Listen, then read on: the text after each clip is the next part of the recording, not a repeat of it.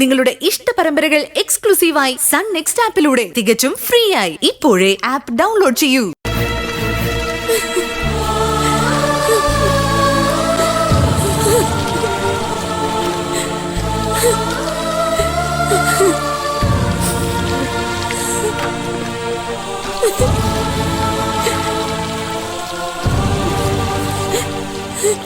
Anti, sorry aunty. ഞാൻ ഒരിക്കലും ആന്റിയോട് ഇങ്ങനെയൊന്നും കാണിക്കാൻ പാടില്ലായിരുന്നു. നീ കൂടെ കൈവിട്ട് പോയാ ഞാൻ ഒറ്റയ്ക്കായി പോകുന്നു തോന്നി മോളെ. അതുകൊണ്ടാ ഞാൻ ഇങ്ങനൊരു തീരുമാനം എടുത്തത്. എന്റെ ഈ ആത്മഹത്യാ ശ്രമം ഒടുവിൽ നിനക്ക് ദോഷമായി ഭവിക്കുള്ളൂ ജയ.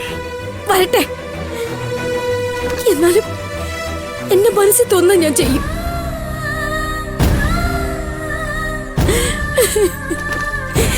ഇനിയും പരീക്ഷിക്കപ്പെടാൻ ഞാനില്ല. അതുകൊണ്ടാ മോളെ ഞാൻ ഇങ്ങനെ ചെയ്യാൻ പോയത്. എല്ലാ ഭാഗത്തുനിന്നും എനിക്കെതിരെ ഓരോരോ ചോദ്യങ്ങൾ വന്നപ്പോ ഞാനും പതറിപ്പോയി ആന്റി. ഇനി ഈ നാട്ടിൽ തന്നെ നിൽക്കണ്ടെന്ന് തോന്നിപ്പോയി ആന്റി. ഇനി ഞാൻ ഇങ്ങനെയൊന്നും ചെയ്യില്ല ആന്റി.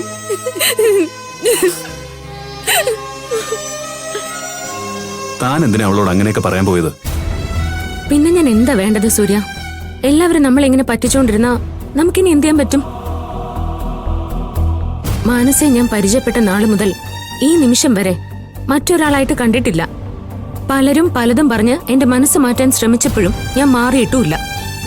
എത്ര തവണ ഞാൻ അവളോട് ചോദിച്ചെന്നറിയോ സുനിലിന്റെ വിഷയം? ഒരു ഭാവമാറ്റം ഇല്ലാതെയാ അവള് കള്ളം പറഞ്ഞത്.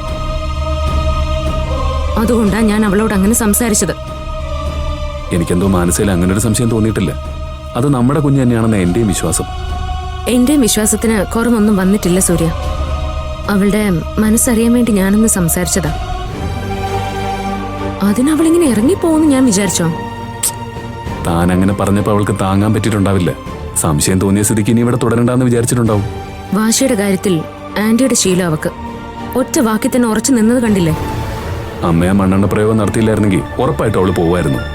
എന്തായാലും ആ മഹേന്ദ്ര ശർമ്മയും ഭാര്യയും ഇനി ഇങ്ങോട്ട് വരുമെന്ന് തോന്നുന്നില്ല. രണ്ടാളും പേടിച്ചിട്ടാ പോയത്. അത്രയ്ക്കായിരുന്നല്ലോ ആന്റിയുടെ മണ്ണെണ്ണ ഒഴിച്ചിലും പ്രകടനമൊക്കെ.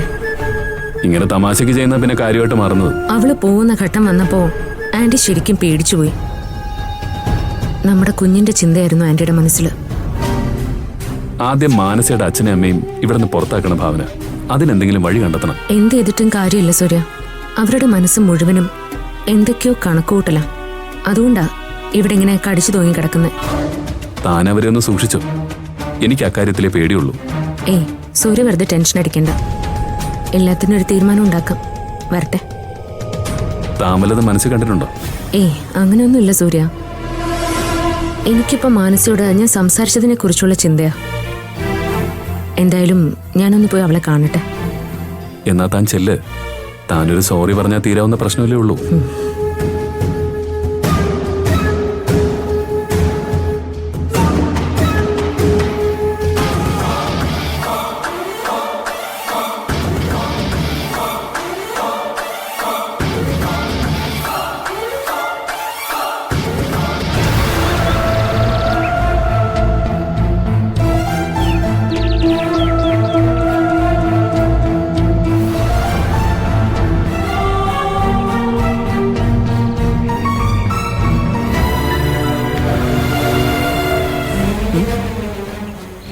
എല്ലാം വരുത്തി വെച്ചിട്ട് നിൽക്കുന്ന കണ്ടില്ലേ?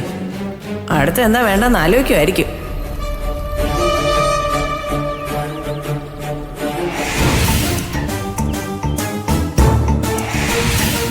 എന്റെ നാവിൽ നിന്ന് എന്തെങ്കിലും കിട്ടുമോന്നറിയാനുള്ള നിപ്പായിരിക്കും.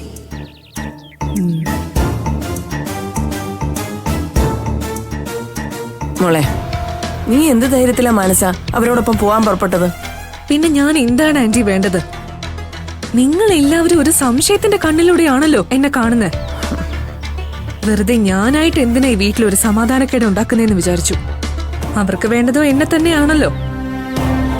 അല്ല, നീ ഇവിടുന്ന് പോയാ ഈ കുടുംബത്തിന് സമാധാനം കിട്ടുമോ? കൂടുതൽ സമാധാനക്കേടേ ഉണ്ടാവൂ.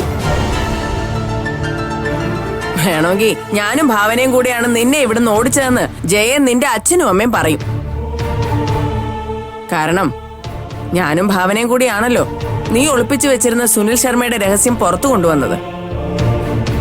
അത്രയും ചെയ്തപ്പോ നിങ്ങൾക്കെല്ലാം സമാധാനമായല്ലോ. മോളെ മാനസ, നീ അങ്ങനെ പറയരുത്. ഭാവന നിന്റെ രഹസ്യങ്ങൾ അറിയാൻ ശ്രമിച്ചിട്ടുണ്ടെങ്കിൽ അതിന്റെ കാരണക്കാരി നീയാണ്. നിന്നെ പോലൊരു ഗർഭിണിയാ ഭാവനയും. പക്ഷെ നിനക്ക് കിട്ടുന്ന പരിചരണത്തിന്റെയും സംരക്ഷണത്തിന്റെയും പകുതി പോലും ഭാവനയ്ക്ക് കിട്ടുന്നില്ല. ആ ഭാവനയാണ് നിനക്ക് പകരം മഹേന്ദ്ര ശർമ്മ തട്ടിക്കൊണ്ടു പോയത്. എന്താ ഞാൻ പറഞ്ഞത് നിനക്ക് നിഷേധിക്കാൻ പറ്റുമോ?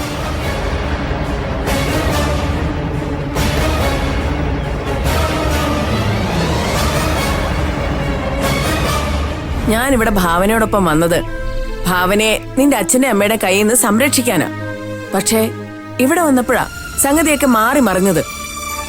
ഈ പ്രശ്നത്തിന് കൃത്യമായ ഒരു തീരുമാനം ഉണ്ടാക്കിയില്ലെങ്കിൽ വീണ്ടും ഭാവനയെ അവർ ഉപദ്രവിക്കാൻ നോക്കും. എന്താ നിനക്കത് കാണണമെന്നുണ്ടോ? മോളെ, നേരായ മാർഗത്തിലൂടെ അല്ലാതെ ഭാവന ഇന്ന് വരെ ഒരു കാര്യത്തിനും ഇറങ്ങിയിട്ടില്ല. ഇവിടെ അവള് നോക്കിയത് നിന്നെ കൊടുക്കാനല്ല, രക്ഷിക്കാനാ. അറിയോ? അവക്ക് വേണമെങ്കിൽ നിന്നെ രഹസ്യമായി അവരുടെ കൈ കൊടുത്തിട്ട് സ്വയം രക്ഷപ്പെടാമായിരുന്നു. പക്ഷെ അവളത് ചെയ്യില്ല.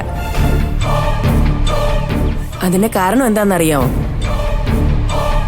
നേരും നെറിയും മാത്രം തിരിച്ചറിഞ്ഞ് വളർന്നതുകൊണ്ട്, ആരെയും ചതിക്കാൻ അറിയാത്തതുകൊണ്ട്.